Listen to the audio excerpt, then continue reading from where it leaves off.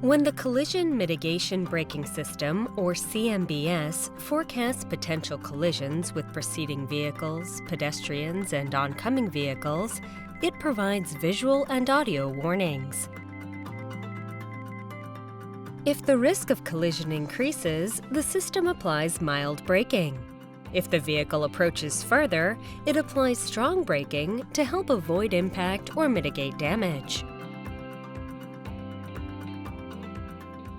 Even if pedestrians or bicycles dart out, the sensors detect the type, size, location, and speed of the object, forecasts collision, and stops or decelerates the vehicle.